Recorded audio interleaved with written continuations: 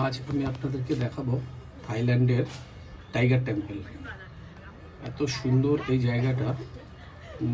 প্রায় নিচ থেকে 1200 সিঁড়ি স্টেপ করে তারপরে উপরে উঠতে হয়। প্রচণ্ড ক্লান্তির ব্যাপার। আমাদের যত বন্ধুবান্ধব একসঙ্গে গিয়েছিলাম, ঠিক আছে, আমরা দুই একজন সবার প্রথমে উঠেছিলাম, বাকিরা সবাই আস্তে আস্তে আস্তে আস্তে করে উপরে উঠেছিল। দেখুন কি সুন্দর একটা বৌদ্ধ টেম্পল উপরে, এত উপরে পড়েছে, ঠিক আছে। চারিদিকে এত বিউটি, চারিদিকে এত বিউটি বলে বোঝাতে পারবো না। যদি আপনারা এখানে কখনো যান দেখতে পারবেন, খুব সুন্দর করে সাজানো এত উপরটা। আর নিচের দিকে যদি আপনারা দেখেন, শুধু সবুজ আর সবুজ, চারিদিকে গাছপালা, এত গাছপালা। আর বুঝতেই পারবেন যে আমরা কতটা উপরে আছি।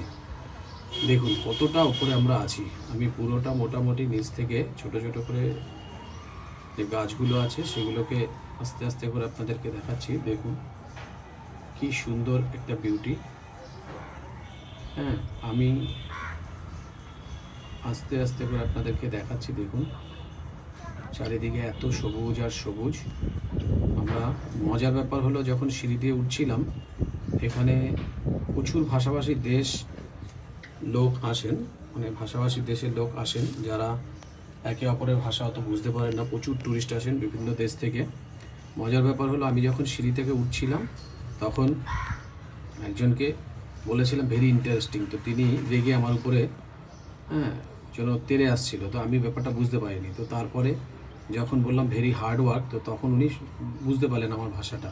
তো তারপরে যাই হোক, এরকম একটা ইন্টারেস্টিং ব্যাপার একটা ঘটেছিল। এবার দেখুন এখানটা ছোট্ট একটা বৌদ্ধ মূর্তি, তার সঙ্গে একটা ছোট্ট মন্দির।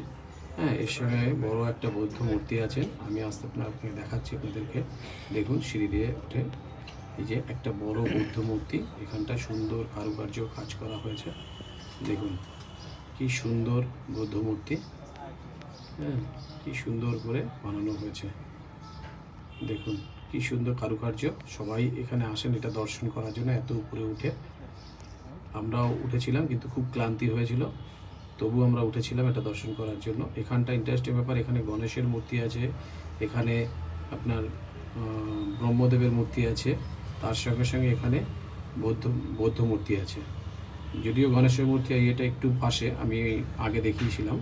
এখানটা দেখুন কি সুন্দর করে কাজ করা ছোট ছোট বৌদ্ধ মূর্তিগুলো, আর চারিদিকে ছোট ছোট পাহাড়। দেখুন কি সুন্দর, দেখুন ছোট্ট ছোট্ট পাহাড় দেখুন।